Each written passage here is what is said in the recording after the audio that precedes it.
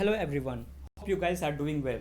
So today I am going to tell you some important one word substitutions that are often used in our daily life as well as asked in any competitive exams. Link of its first part is in description. You can go and check now. So here we start. Our first word is matricide, which means killing of one's own mother. मातृ हत्या को मेट्रिसाइड कहा जाता है. Sohan was arrested for matricide. Sohan को अपनी माँ की हत्या के लिए गिरफ्तार किया गया. मतलब सोहन ने अपनी खुद की माँ की हत्या की, इसलिए उसके जुर्म में उसको गिरफ्तार किया गया. Next word is omnipotent, which means all powerful, सर्वशक्तिमान. जिसके पास सारी शक्तियाँ हो उसे ओमनीपोटेंट कहते हैं. My father likes to believe he is omnipotent in our household. मेरे पिता का यह मानना है कि परिवार में वह सर्वशक्तिमान है. मतलब वो जो चाहें वो डिसीजन ले सकते हैं, तो उनसे ज़्यादा शक्तिशाली घर में कोई नहीं है. जैसे हम कहते भी हैं कि गॉड इज़ ओमनीपोटेंट, मतलब गॉड सर्वशक्तिमान है, उनसे बड़ा कोई नहीं, उनसे शक्तिशाली कोई नहीं. ओके, होप आपको क्लियर हो गया होगा. Our next word is feminist, which means नारीवादी, one who works for the welfare of women. नारी उत्थान के लिए जो काम करे, चाहे वो आदमी हो या औरत, उसे फेमिनिस्ट कहा जाता है. She use the newspaper column as a platform for her feminist views. वह अखबार पत्र को अपने नारीवादी विचारों को रखने का एक मंच की तरह इस्तेमाल करती है. मतलब जो भी नारी उत्थान के लिए वो जो लिखती है वो अब अखबार के एक कॉलम में लिखती है. ठीक है. और next one is espionage, which means practice of spying. जासूसी करने को स्पियोनेज कहते हैं. American soldier was executed on the charges of espionage. अमेरिकी सैनिक को जासूसी के आरोप में सज़ा दी गई. मतलब उस सैनिक को जासूसी करते हुए पकड़ा गया किसी दूसरे देश में, तो उसे एक्सिक्यूट कर दिया गया, सज़ा दी गई. ओके. और next word is narcotics, which means a medicine that induces sleep. नशीली दवाओं को जिनका यूज मेडिकल पर्पस से हटकर किया जाए, मतलब नशे के लिए किया जाए, उसे नार्कोटिक्स कहते हैं. Young and brilliant minds ruined by addicts need for more narcotics. नौजवान युवा नशीली दवाओं के लत से बर्बाद हो रहे हैं. एनसीबी जो होती है, नार्कोटिक्स कंट्रोल ब्यूरो, इसका काम यही होता है कि जो भी अवैध जो दवाइयाँ हैं, ड्रग्स है, उनकी इलीगल जो भी ट्रैफिकिंग हो रही है, उन लोगों को पकड़े और उनको सजा दे. होप आपको क्लियर हो गया होगा. So our next word is omniscient, which means knowing everything. One who knows everything, सर्वज्ञानी, जिसे हर चीज़ पता हो, उसे ओमनिसेंट कहते हैं. Christians believe that God is omniscient. ईसाई यह मानते हैं कि भगवान सर्वज्ञानी है, मतलब उन्हें हर एक चीज़ का ज्ञान है.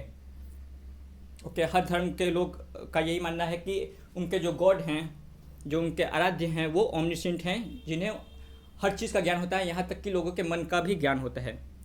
तो इस तरह आप इस वर्ड को यूज कर सकते हैं. Next one is Panacea, a remedy for all kinds of diseases. रामबाण इलाज को पेनेसिया कहते हैं. एग्जाम्पल देखते हैं. Laughter is the Panacea for all kinds of diseases. हंसी हर प्रकार के दुखों का रामबाण इलाज है. यानी हंसी से हर रोगों को दूर किया जा सकता है. तो किसी भी चीज़ का जो अचूक उपाय हो उसे पेनेसिया कहते हैं. आम बोलचाल में हम यूज़ करते हैं रामबाण इलाज है, ये चीज़ एक रामबाण इलाज है. मतलब अगर वो चीज़ आप यूज़ करते हैं तो वो अचूक उपाय है. ठीक है. So the next one is numismatics, which means the study of coins is known as numismatics. सिक्कों की पढ़ाई जो की जाती है कि सिक्के कौन से मेटल से बने हैं, कब बनाए गए हैं, कौन से क्या टेक्सचर है सिक्कों का, कॉइन्स का, उस ब्रांच ऑफ स्टडी को न्यूमिस्मेटिक्स कहा जाता है. एग्जाम्पल देखते हैं. William was fond of archaeology and numismatics. William archaeology और न्यूमिस्मेटिक्स का शौकीन था.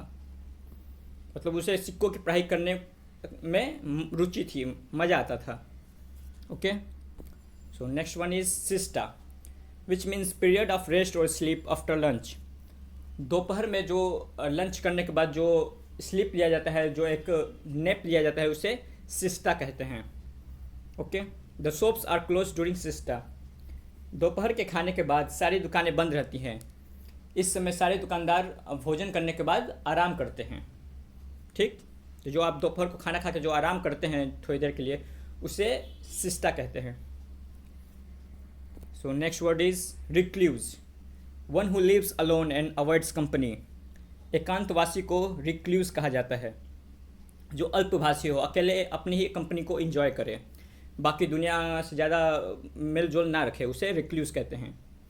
एग्जाम्पल देखते हैं। Hrithik talks a little because of his recluse nature. Hrithik अपने एकांतवासी स्वभाव की वजह से बहुत कम बोलता है। तो अल्पभाषी को भी आप रिक्ल्यूज कह सकते हैं, जो आप बहुत कम बोले, अपनी ही कंपनी को एंजॉय करे। ठीक है। So the next word is remission, pardon for breaking religious laws. धार्मिक नियमों को तोड़ने के बाद जो क्षमा प्रदान की जाती है उसे रिमिशन कहते हैं। याद रखिएगा, आप पार्डन भी यूज़ करते हैं, लेकिन पार्डन किसी भी चीज़ को क्षमा मांगने के लिए होता है, बट जब आप रिलीजियस लॉ कोई ब्रेक करते हैं उसके बाद आपको क्षमा प्रदान की जाती है, तो उसे रिमिशन कहा जाता है। We acknowledge one baptism for remission of sins. हम पापों के निवारण के लिए एक बैप्टिज्म स्वीकार करते हैं। अब बैप्टिज्म ईसाई धर्म का एक प्रथा है जिसमें नवजात शिशु को नामकरण दिया जाता है, नया नाम दिया जाता है, या लोगों को पानी के अंदर या पानी के छींटे से उसका शुद्धिकरण ऐसा माना जाता है कि उससे वो शुद्ध हो जाता है, तो या उसके सारी पाप धुल जाते हैं, तो उसे रिमिशन कहा जाता है। ठीक है। So the next one is somniloquist, one who talks in sleep. नींद में बोलने वाली जिसको बीमारी होती है उसे कहते हैं somniloquist. Okay, my sister is a somniloquist, she babbles in her sleep. मेरी बहन को नींद में बोलने की बीमारी है, वह नींद में बड़बड़ाती रहती है। तो अक्सर आप लोग देखते हैं, आपके घर में भी कोई होगा, तो उसे आप सिंपल भाषा में सोमनिलोक्विस्ट कह सकते हैं, जिनको नींद में बोलने की बीमारी हो, बीमारी कहें या आदत हो। सो the next one is theist, a person who believes in existence of God. भगवान में आस्था रखने वाले को या विश्वास रखने वाले को थीस्ट कहते हैं, आस्तिक। A theist has the right to believe anything they like. एक आस्तिक व्यक्ति को किसी भी चीज़ में विश्वास रख सकता है जो उसे पसंद हो, मतलब वो किसी धर्म या भगवान में रुचि रख सकता है, अपनी आस्था प्रकट कर सकता है, तो उसे थीस्ट कहते हैं। Next one is red tapism, too much official formality.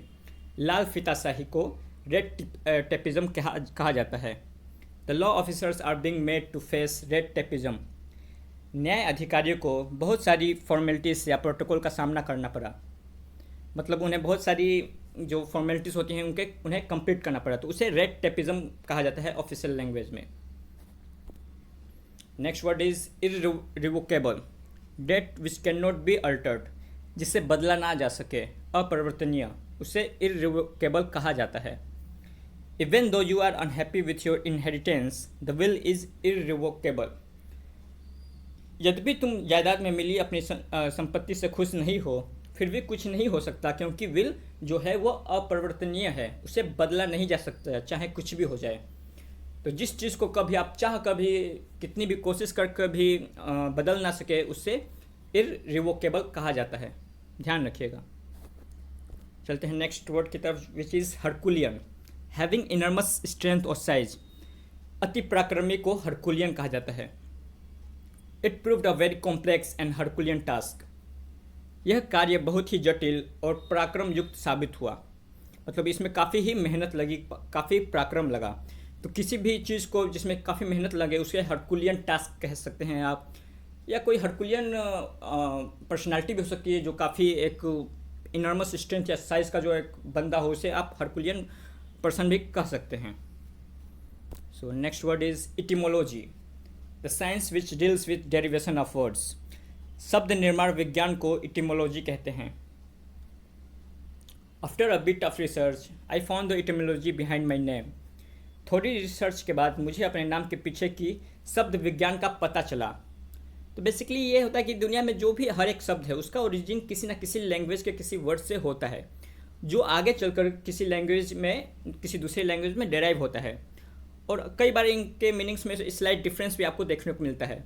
तो वही जो उसकी साइंस होती है कि कोई भी वर्ड कहाँ, मतलब लैटिन वर्ड से कोई लैटिन लैंग्वेज से कोई वर्ड डिराइव हुआ और इंग्लिश में आता है तो उसका मीनिंग्स थोड़ा चेंज हो गए, कुछ स्पेलिंग्स चेंज हो गई, तो उसी साइंस को जो स्टडी होती है उसे इटिमोलॉजी कहते हैं। Okay, so the next word is epitaph, words which are inscribed on the grave. जब व्यक्ति मरते हैं तो कब्र पर आपने कभी भी देखा होगा कि उन पे कुछ उनके ट्रिब्यूट में कुछ वर्ड्स लिखे होते हैं, तो उन्हीं वर्ड्स को इपिथेफ कहा जाता है। जैसे आपने हुमायूं का मकबरा अगर घूमा हो तो आपने भी देखा होगा कि वहाँ पे कई सारी कब्रें हैं, उन पे कुछ ना कुछ लिखा हुआ है अरबी में, फारसी में, तो उसे ही इपिथेफ कहा जाता है। He wanted this lines as his epitaph, वह यह पंक्तियाँ अपने कब्र पर इंगित कराना चाहता है। मतलब कि जब वो चाहता है कि जब वो मरे तो उसके जो कब्र पर जो वर्ड्स लिखे हैं, ये लाइन्स, ऐसा वर्ड एपिथेफ वहाँ पर लिखी जाए। Okay, so the next word is fastidious, one who is hard to please, जिसे मनाना मुश्किल हो, मतलब जिसे खुश करना काफ़ी मुश्किल हो। सिंपल भाषा में कहे तो नखरेबाज को फास्टिडियस कहा जाता है। My uncle was a fastidious man who always had a complaint on his lips, मेरे अंकल बहुत ही नखरेबाज हैं जिन्हें हर एक चीज़ में कमी दिखाई देती है। तो बहुत से ऐसे लोग होते हैं आपके आसपास जो हर चीज़ में कमियां निकालते रहते हैं, बुराई निकालते रहते हैं। तो आम बोलचाल में आप लोग कहते हैं कि वो काफ़ी नखरेबाज है, उसके काफ़ी नखरे हैं, तो आप इंग्लिश में उसको फास्टिडियस कर सकते हैं, that he was a fastidious man, he is a fastidious man, my neighbour is a fastidious one. तो इस तरीके से आप यूज कर सकते हैं। सो द नेक्स्ट और last word is altruist, one who lives and works for the welfare of the others, वह व्यक्ति जो दूसरों के कल्याण के लिए काम करे उसे अल्ट्रुइस्ट कहते हैं, परोपकारी कहते हैं। एग्जाम्पल देखते हैं, Bill Gates is an altruistic man who gives millions of dollars for poors, Bill Gates एक परोपकारी व्यक्ति हैं जिन्होंने गरीबों के कल्याण के लिए कई मिलियंस डॉलर का दान किया है। तो आप सिंपल समझ सकते हैं कि कोई भी व्यक्ति अगर किसी के लिए कोई कार्य करता है, चाहे दान करे या किसी भी तरह की मदद करे, तो उसे अल्ट्रुइस्ट कहते हैं, परोपकारी कहते हैं। Okay, so that's it. I hope आपने कुछ नया सीखा होगा, और अगर सीखा तो चैनल को सब्सक्राइब किए बिना कहीं मत जाइए और बेल आइकन को दबाना ना भूलें। Thank you.